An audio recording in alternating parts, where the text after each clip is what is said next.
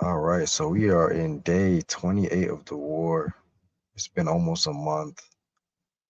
I thought it was gonna be what, like a 3 day war? Some people thought it was gonna be a 3 day to a week war. What happened to that, bro? Hey man, Trump said we won, man. He said we won. He did say that. That's on public record. But there is a ceasefire going on right now, right? So I don't know, man. It just seems like we trying to cop please now. That's what it's really looking like. Look like you know we started the war, you know, maybe was it Israel that really started it? Pretty much, they strike first. Yeah. So Israel kind of drug us into the war. Some people feel that way, but we're gonna go ahead and get into this video. And this is basically this guy. He's in Iran, and he's basically showing what's going on in Iran right with my team, some of the only international journalists allowed in. What we found here in Tehran is a city under attack and very much on edge, where ordinary people are feeling the impact as much as their government. The leadership here and its military is clearly being hit hard, but remains defiant and it seems in control. This is how our week in Tehran unfolded.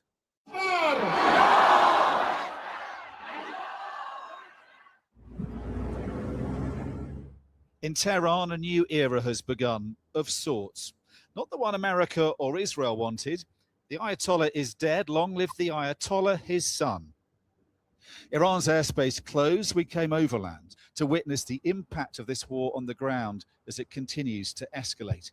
In an exclusive interview with Iran's deputy foreign minister, an ominous warning as speculation grows that America may next send in troops. Even suggesting that a foreign country can put boots on the ground of another country, invade another country, occupy the land of another country, is something very much rogue, very reckless, illegal, and against all international law. There are thousands of US Marines on the way. This guy has a point though, Mm-hmm. because the U.S. they just deployed thousands of Marines out there. Yeah, and then we criticize the Russians for what they're doing in Ukraine, bro. We did do that. We criticized the Russians for that. So now look what we're doing. Yeah, So I mean, the war is escalating. I mean, like we said earlier, they said Trump said it was over. Didn't he say that? He mm-hmm. said the war is over. And now look at this. And now they're putting boots on the ground, trying to get the Hormuz Strait back open. Yeah. But it's ridiculous. But this guy right here, I will say this: the U.S. is probably trying to hunt him. I will say this. So this guy, his security has to be A1 at this point. The U.S. they took down at least 5 leaders so far, which is crazy. What happens if they get used, do you think? We defend. What does that mean, though, for these Marines if they were to land in Karg Island? Just read what happened in Vietnam. I hope that wisdom prevailed and diplomacy prevails on the other side. They understand that those who drag them into this war can drag them into also a quagmire for them. While the news He said those that drag them into this war is going to drag them to a quagmire. He's talking about Israel, Yeah. just like we just talked about. So he knows that Israel pulled the United States into the war. So really, that's why Trump. Maybe you think Trump noticed that he needs to get United States out of the war and let Israel do its thing. I You don't think think they're gonna break up or no? nah, because I think they know, like, if Israel's to fight their war by themselves with Iran, I think Israel's gonna be forced to use a nuke, bro. Mm, yeah, that's the problem though. And that's the last thing we want is a nuke going on. Yeah. That affects everything. That affects the whole entire environment. That can affect millions of people's lives because the radiation that comes from the bomb, that's what really spreads. It destroys everything. It's basically it's like death. That's what it is. Supreme Leader's face may be everywhere. He's not been seen yet. Have you seen him? Is he okay? Is he well? Any information about his welfare? I'm not in the business of speculations. You know that. We are just working by facts. He's healthy. He's in charge, and he's doing whatever is supposed to be done by him. Why haven't we seen him? because the war is happening, and because the moment that he or his office decides to do that, they will do that. Across the capital, across the country, Israeli and American Didn't didn't he get capped or no? Nah, his father got capped. His old his dad. Yeah. His dad, right? This was 6 days ago. So the Ayatollah, he's safe. He's good. That was his dad that got capped. Mm-hmm. Okay, some other generals. airstrikes are leaving deep scars. Whole buildings are razed from the map. This is what so-called smart bombs do to homes next door to their targets. An apartment left devastated. Its residents did not escape unscathed. Oh my The goodness. man who lives here doesn't want to talk on camera, but he's told And that's exactly why the war has to stop. The innocent people that have nothing to do with this war are suffering the consequences of the people that's making the decisions. Yeah. Simple as that. The people, think about this. The people that make the decisions never ever go to war. They never ever take the risk and go fight for what they voted. But they'll send other people though. Yeah. You know what I'm saying? Like, that's crazy. And now you got innocent people in Iran that they didn't even want nothing to do with nothing, bro. They didn't have shit to do with this. All of a sudden, Just getting killed. you're getting killed. You're dealing with all this shit. You know what I'm saying? Like, Yeah. that's ridiculous, bro. And that's why I feel like we are in the end days. Like, just because certain people in the United States don't feel it, look at what's going on, bro. You got the Russia and Ukraine war, right? You got this conflict going on. You got several other conflicts going on. You know, like it's crazy. Like it's just getting worse. us that when the explosion happened, the blast waves filled his apartment with thick dust and smoke and put his wife and daughter both in hospital with broken bones and shrapnel wounds. Gives you a sense, really, that however precise the munitions that the Israelis and Americans say they're using, they generally always have some kind of impact for those living around wherever they're targeting. Many have fled the capital. Those who remain try to carry on as best they can. In the market, they're shopping for the Persian New Year at the end of the week, some prepared to share their fears and concerns. And one thing I do like about the Persian New Year, Mm. it's way more on track with the actual like biblical New Year. Yeah. Because Jesus was born in the spring, around the springtime, not December 25th. You know what I'm saying? Yeah. So, and also Persia actually helped free the Israelites. Um, I believe it was King Cyrus, if I'm not mistaken. I believe so.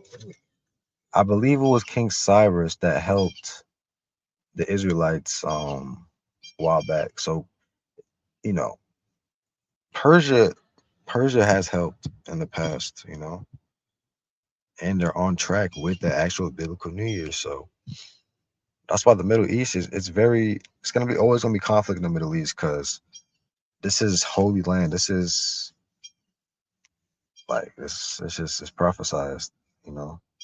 Israel's in the Middle East, you know, Jerusalem, Mount of Olives, Jesus Christ. I mean, you got it's all in that area.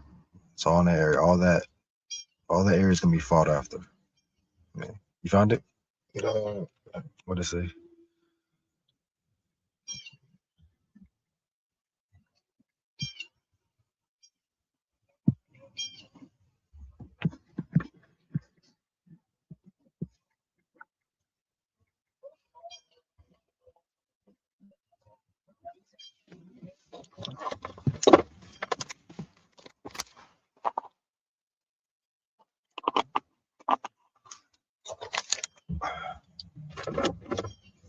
yeah, King Cyrus II. So it was King Cyrus the second. Yeah. Okay, and he helped the Israelites.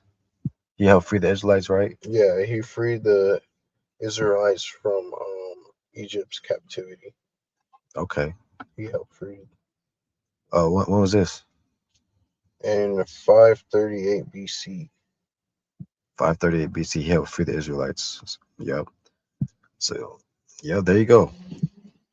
It's in the Bible, y'all. Persia. It's very unsettling. Nobody can predict what's going to happen next. We want the war to be over soon. Nobody knows how the situation will develop. It's extremely awful. Nobody is buying anything and I can't do anything about it. Business is not good at all. It's not normally like this before New Year. What's striking is that things are carrying on as normal as much as they can, even though the war's happening. But there is a tension, not just because of the war, but also because of the protests, the unrest that happened in the weeks before the war that was so brutally suppressed. A lot of people won't speak on camera. You know, one thing too, this guy got a dangerous job if you think about it. Yeah. He's right there in the middle of an actual active war. You know what I'm saying? So I feel like journalists like him, they don't get enough respect sometimes. Because when you think about it, if you're, let's say you're in Israel or Iran, you know what I'm saying? Like either one, they're both getting attacked. You know what I'm saying? So shout out this guy. Shout out this guy. But off camera, they're saying things like the situation is terrible, business is awful. And one man said to us that whatever happens during the war, he hopes when it's over, things can change for the better. But with no sign of de-escalation from either side and no sign of diplomacy, the prospect of this being over soon seems dismal and distant. So that was our first day in Tehran, a sense, I think, of what ordinary Iranians are thinking and feeling, and what officials want to say to the outside world. Now, we've seen what Israel and America say they've been doing with their air campaign, which they say is precisely targeted. But what does that term actually mean in the city they've been bombarding? 4-year-old Anita was pulled out of the rubble last week after an airstrike destroyed her home. She's in a coma with severe head injuries. God bless her. Her mother, Ziba, is in torment. Doctors say Anita is unlikely to survive. She was playing with her brother, Artem, when the missile came in, leaving him with multiple injuries. It was terrifying, he says. We were on the stairs, me and my sister. Suddenly everything went black. I didn't understand what happened next. I didn't hear a sound, nothing. I thought I was dreaming. The family destroyed by America and Israel's air campaign, Ziba had this message for their leaders. Close enough.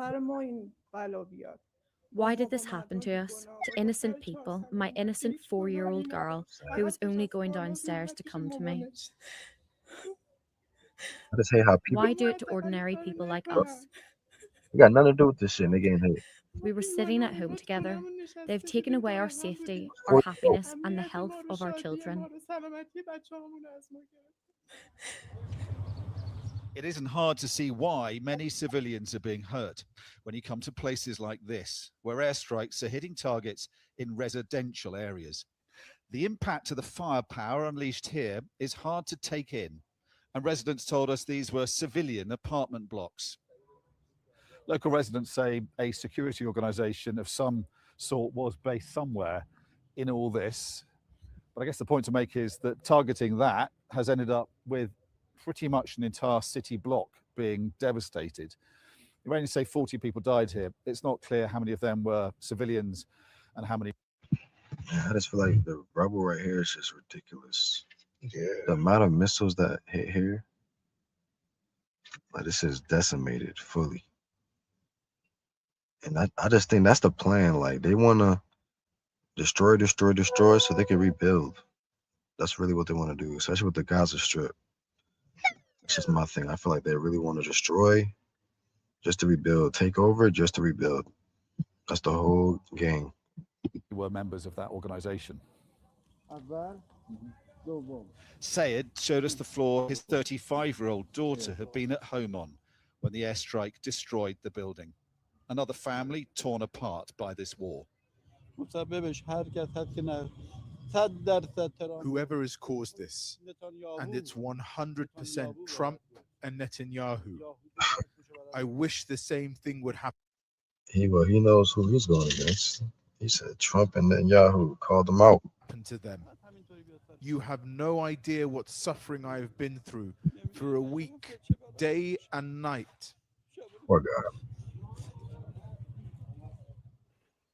We cross town after reports of more airstrikes. Nowhere is safe here, even in daylight in the centre of town.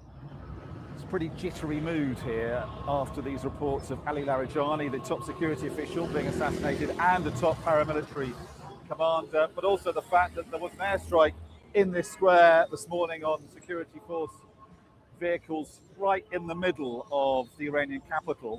We've got this sort of daily show of defiance, this parade with Iranian flags and chanting, but also today we've seen a lot more security on the streets, and Iranians are being urged not to come out tonight for the annual fireworks night ahead of Persian New Year at the end of the week, presumably because people, the fear is, could come out and there could be more unrest. This is the last time we saw Ali Larijani last Friday. His killing only escalates this war. It will almost certainly provoke a more hardline response from Iran. The conflict is deepening, and more innocent civilians will, without doubt, pay the price. As I said in the market on day one, ordinary Iranians seem to be trying to get on with life as best they can. The tension here goes back to before the war, when massive unrest erupted across the country and thousands were killed in the subsequent crackdown. But many Iranians say they now feel the war is an attack on them and their country, not just their government. And there is a hardcore of supporters, hundreds of thousands strong, who are determined, it seems, to back the leadership. If you assassinate people whose religion embraces martyrdom, this is what you can expect.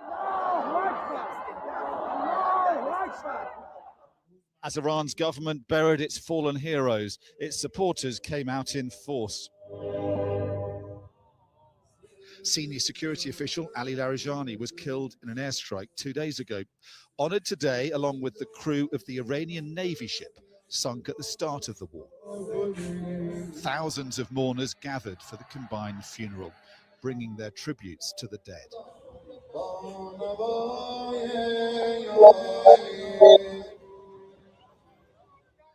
Mohammed and Hamadeh came with their family.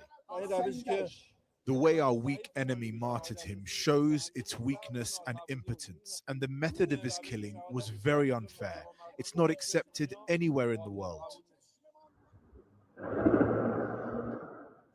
I think about the killing, I feel like with this whole war, it's way less personal than wars in the past, in my opinion, just because nowadays all you're doing is sending drones, sending missiles, sending, you know what I'm saying, it's one person in an aircraft, you know what I'm saying? Yeah. Back in the day, it was hand-to-hand swords on the floor with the machine guns. It was way more of that. These wars nowadays, it's not as personal, and I feel like people, they're gonna kill more and easier because it's not as personal. You know what I'm saying? And it's just like, why is killing a video game now? Yeah, man. Like, you showed me some things earlier. You got no. Yeah, it made it too easy to kill people. Yeah, that one drone. And you showed me the POV drone that who had it? Ukraine, right? Nah, it was a Russian drone. Yeah, Ukrainian soldier hopped out the Humvee and didn't see the drone coming. Got hit right in the face. What? Yeah, that's that. Yeah, it's dead. Sure. Yeah, and that's the thing about the drones. They're fast. Because my drone I have probably go like what, 35 miles per hour, but a military grade drone might be flying 100. Yeah, and it probably has a stealth mode, you know. So it's not fair nowadays. It's like it's ridiculous. The funeral came after another heavy night of attacks, drones and missiles dueling with air defences late into the night. In the same square as the funeral, there was an airstrike in daylight yesterday. This is an expression of grief and defiance in the heart of their bombarded capital. But as they say farewell to the latest group of senior leaders to be assassinated by their enemies, those left behind are left wondering what comes next in this war. These were some of the biggest crowds since the war began. As it loses leader after leader, Iran's government still wants to maintain a sense it can survive and outlast the enemy. Trump is humiliated, this propaganda poster says, alongside a picture of a blocked Strait of Hormuz. Trump, soon we will kill you, he says. Netanyahu is not our target anymore. Our target is you.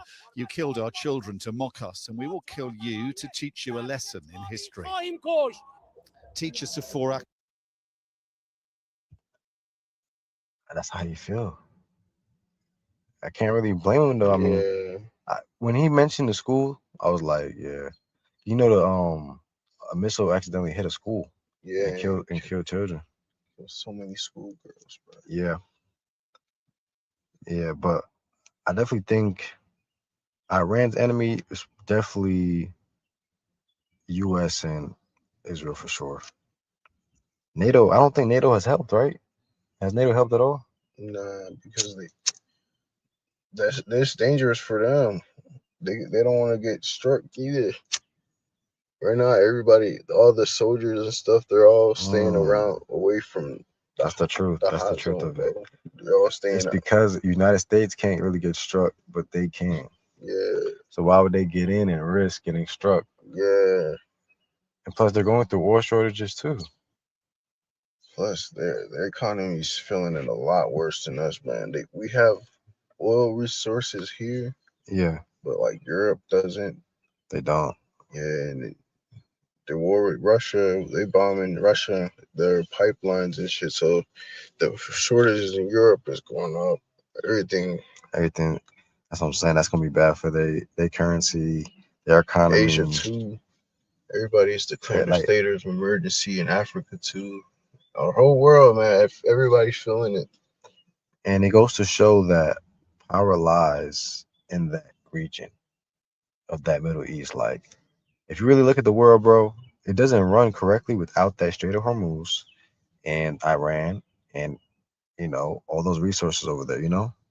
So, thing is, it's just because of control, I feel like, because there's other oil is in other places in the world too. Yeah. But I feel that. They got the best system though. They got like the best operating system. They got the cheapest prices, you know. China relies on them too, you know. Ahmed Beghi also had something to say to her country's enemies. What does your poster say here? It's a poet from Ferdowsi. It is said, if we are killed, all of us, one by one are killed, it's better than giving our country to the enemy. We saw some big protests against the government, didn't we? Iran's never gonna give up. You think Iran's gonna give up, bro? Will they ever actually do peace, or you think they're gonna keep going, bro? Nah, it's gonna take a lot of force. Like, I'm telling you, it's gonna take soldiers in there and controlling the streets, and like that's the only way for them to, like, you know. Like, you think the United States has to do that? Man, it's not. It shouldn't be our war, bro. That should be Israel in there doing that. Nah, for real though. My thing is, why doesn't Israel send their people to do everything? Nah, that's what I'm saying. You ever thought about that? Like, why is the U.S. going all that way, but why can't Israel just do the same? You know? Nah, for real. That's why do you think that is? I don't know. That just means Israel might really be controlling us for real. I think they have so much control. They control both parties. I think they might really have a stronghold on the USA. If it's, because I can't see why they wouldn't send people if they're right there. But yeah. Some weeks ago, does that worry you that they don't want the government here? No, they are not so big. Most of the leaders of that protests are those who are supported and who give money from Israel and from America. As Israel and America seek regime change in Iran, its government can still muster this kind of support.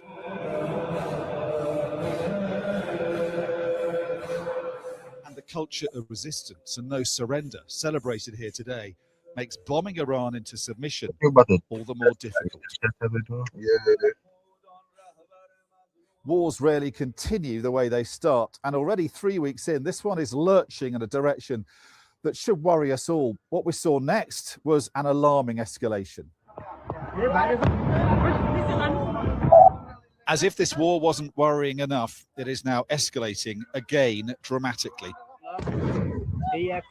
Massive explosions in Saudi Arabia followed others at a major gas plant in Qatar, hit by Iran after Israel did this, an unprecedented strike on an Iranian gas field causing substantial damage. The Saudis condemn the Iranian attacks. It doesn't believe in talking to its neighbors. My goodness. It tries to pressure its neighbors. And what I can say categorically, that's not going to work. The kingdom is not going to succumb to pressure. And on the contrary, this pressure will backfire. The war so far has been between Iran and Israel and America. The fear is Gulf countries now actively joining in the fighting too. Overnight, we witnessed more attacks on Tehran. The Iranian Red Crescent released footage of the impact to one residential neighborhood, rescue workers pulling a child from the rubble. But after almost 3 weeks of bombardment, Iran remains as defiant as ever, even as its leaders are still being assassinated one after another. As the escalation over attacks on energy targets gathered momentum, we went to Iran's foreign ministry to seek comment. The message here was uncompromising. The other side must back down first. You cannot expect a country that is under military aggression to exercise restraint. Do you think it would be really realistic to offer olive branch to those who want to behead you? They are killing our elites. They are targeting. It's kind of true. Like, why would you give an olive branch to your enemy? Yeah. It's like how the the people that was here, they was friendly to the people that came, the white people that came, right? Yeah. Or the Europeans that came, whatever. And what happened? It's Switched up. yeah. So why would Iran give up their nukes and make peace if the U.S. and Israel gonna switch up? You know what I'm saying? Nah, for real. Yeah, so he makes a good point on that. Targeting our leaders. So this killing spree has to stop. Donald Trump has urged both Israel and Iran not to attack gas facilities as alarm mounts over the impact on energy prices. What's most worrying is sources here telling us there is no diplomatic process underway to defuse these mounting tensions. We are, it seems, as close as we've ever been to a regional war between Iran and its neighbors, as well as America and Israel, with energy supplies that we all depend on very much at stake. As another day passes... And that's the problem with this war, bro.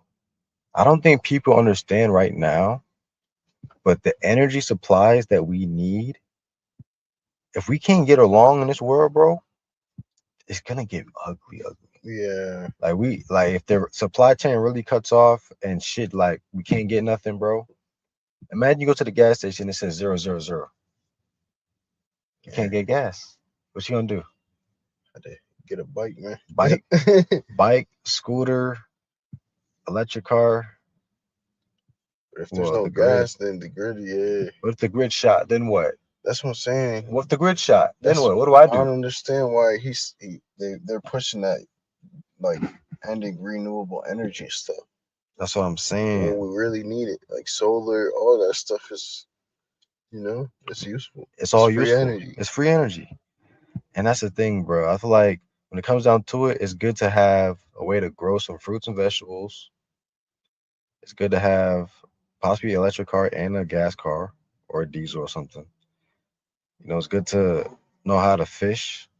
Good to know how to start a fire. It's good to have some supplies, you know what I'm saying, some health supplies, stuff like that, because you just can't depend on the government. You can't fully trust the system, man. Yeah, oof. I feel like a mosquito got in here. But anyways, yeah, but that's the stream, y'all. Appreciate y'all watching. Check you out on the next one. Blessings.